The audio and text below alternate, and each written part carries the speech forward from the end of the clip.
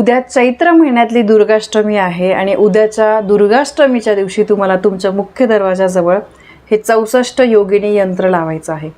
याबद्दलचा व्हिडिओ मी तुम्हाला या आधी पण बऱ्याचदा शेअर केलेला आहे, पण ही गोष्टच इतकी महत्त्वाची आहे की उद्याच्या दिवशी किंवा दर महिन्यातली जी दुर्गाष्टमी असते त्याला सुद्धा तुम्ही केलं तरी पण चालेल, पण त्यातल्या त्यात आत्ता चैत्र नवरात्र आहे आणि उद्याची दुर्गाष्टमी जी आहे ती जास्त प्रभावी आणि खूप महत्त्वाची आहे। त्यामुळे जमल्यास तुम्हाला हे 64 योगिनी यंत्र तुमच्या मुख्य दरवाजावर लावायचं आहे। हे काय आहे, यामुळे काय होतं, सगळी माहिती मी तुम्हाला आजच्या व्हिडिओमध्ये देणार आहे।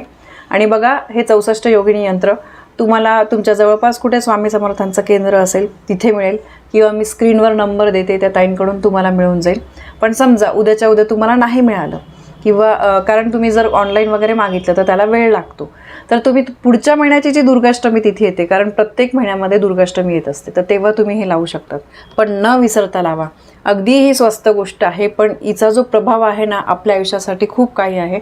घरातला वास्तुदोष जाण्यासाठी, नजरबाधा, घरामध्ये सततच्या कटकटी होणं, कष्ट करतो पण नशिबाची साथ मिळत नाही, या ज्या काही नकारात्मक गोष्टी आहे आपल्या आयुष्यामध्ये त्या आपल्या घरामध्ये येऊ नये, त्या आपल्या आयुष्यातून निघून जाण्यासाठी हे 64 योगिनी यंत्र तुम्हाला दुर्गाष्टमीच्या दिवशी तुमच्या मुख्य दरवाजावर लावायचं आहे। ठीक आहे। आता बघा, हे यंत्र तुम्हाला मुख्य दरवाजा जो तुमचा आहे त्याला बाहेरच्या साईडने, म्हणजे कोणी आल्यानंतर त्यांना ते दिसलं पाहिजे, आय होल वगैरे असतं आपण त्याच्यावरती। सेफ्टी डोअर असेल तुमचं, म्हणजे मेन डोअर, आपलं लाकडाचा एक दरवाजा, त्याच्या बाहेर एक सेफ्टी डोअर असतं, त्या सेफ्टी डोअरला तुम्ही लावलं तरी सुद्धा चालेल। ताई कुठे उजव्या डाव्या बाजूला असं काही नाही, फक्त अशा ठिकाणी लावायचं आहे आणि एवढ्या उंचीवर लावायचं आहे की कोणी आल्यानंतर त्यांच्या ते नजरेस पडलं पाहिजे। आता या 64 योगिनी यंत्रामध्ये काय आहे बघा, वास्तुयंत्र आहे, विजय पंचदशी यंत्र आहे आणि त्यानंतर हे 64 योगिनी यंत्र आहे। ठीक आहे। हे यंत्र दुर्गाष्टमीच्या दिवशी पूजा करून दुकानाच्या, घराच्या दरवाजाच्या बाहेरच्या बाजूस लावणे आणि दर दुर्गाष्टमीला याची पूजा करणे। माझ्यासुद्धा मुख्य दरवाजावर आहे, मी तुम्हाला सोबत दाखवते। खरंच खूप प्रभावी आहे आणि अष्टमी हा दिवस खरंच खूप महत्त्वाचा असतो, त्यामुळे उद्याच्या पवित्र दिवशी तुम्हाला जर ही गोष्ट करायला जमली तर नक्की करा। नवरात्रीमध्ये पण मी तुम्हाला सांगितलं होतं, बऱ्याचशा ताईंकडे ते असेल, तुमच्याकडे जुनं असेल तर तुम्हाला फक्त दर दुर्गाष्टमीला ते छान पुसायचं आहे, त्याला अष्टगंध किंवा हळद कुंकू अर्पण करून परत त्याची अगरबत्ती वगैरे ओवाळून फक्त पूजा करायची आहे। आणि बघा, शक्यतो हे दुर्गाष्टमीला लावलेलं जास्त चांगलं असतं आणि एकदा लावलं ना आपल्याला परत बदलायची गरज नाही आहे। आता माझं जे 64 योगिनी यंत्र आहे त्याला जवळपास 9-1 वर्ष झाले असतील, अगदी तसंच्या तसं आहे, लॅमिनेटेड आहे। यामध्ये एक तांब्याचं पण मिळतं, पूर्वी तांब्याचं नाही मिळायचं, मी हे असंच लावलं होतं।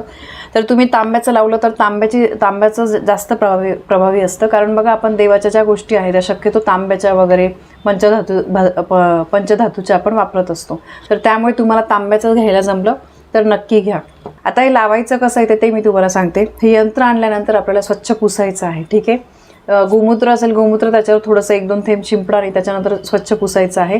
तुम्हाला तुमच्या देवघराजवळ हे ठेवायचं आहे।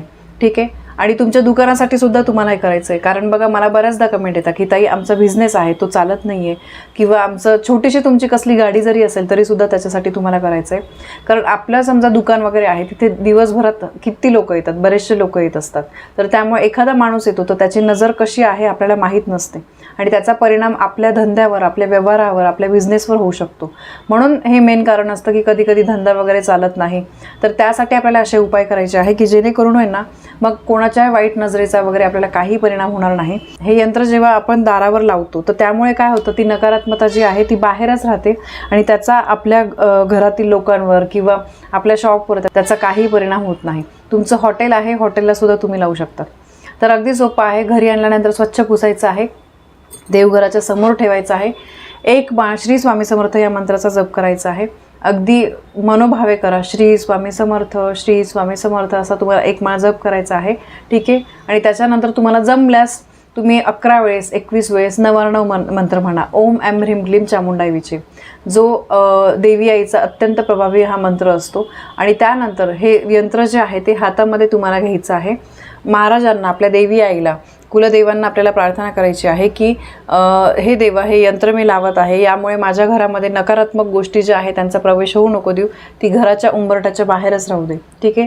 कारण काय आहे, आणि बाहेरचेच लोक नकारात्मकता आणता असं नाही आहे, आपण सुद्धा बघा जेव्हा घराच्या बाहेर जातो तर त्यावेळेस आपलं समजा किती लोकांमध्ये आपण वावरत असतो, आपल्या आजूबाजूला अनेक प्रकारचे लोक असतात, किंवा कधी कोणा बाहेर गेल्यावर आपलं कोणाशी समजा काही भांडण वगैरे झालं, काही हे झालं, तर त्याच चिडचिड त्याच विचारांनी आपण घरामध्ये येतो, तर त्याचा परिणाम आपल्या घरामध्ये पसरत असतो आणि मग परिणामी त्या घरामध्ये निगेटिव्ह वाईब्स ज्या आहेत त्या तयार होतात आणि मग जे काही भांडण वगैरे कटकटी आहे त्या व्हायला सुरुवात होतात.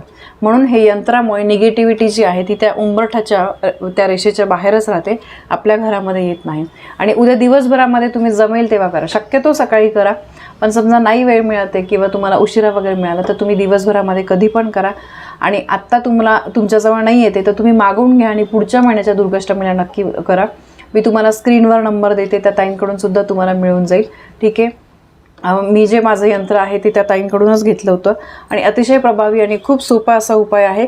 हे आपल्याला जसं सांगितलं तशी सेवा करून तुम्हाला फक्त तुमच्या मुख्य दरवाजावर लावायचं आहे आणि फक्त दर दुर्गाष्टमीला त्याला स्वच्छ पुसून हळद कुंकू अक्षता दिवा अगरबत्ती ओवाळून त्याची पूजा करायची आहे. बस एवढंच करायचं आहे. बघा, ही गोष्ट खूप सोपी आहे पण याचे परिणाम खूप चांगले आपल्या आयुष्यावर होतात, त्यामुळे न कंटाळा करता नक्की करा. तर बघा, ही अत्यंत महत्त्वाची माहिती मला तुमच्यापर्यंत पोहोचवायची होती. माहिती तुम्हाला आवडली असेल तर व्हिडिओला लाईक करा, शेअर करा. आपल्या चॅनलवर नवीन असाल तर सबस्क्राईब नक्की करा. धन्यवाद. श्री स्वामी समर्थ.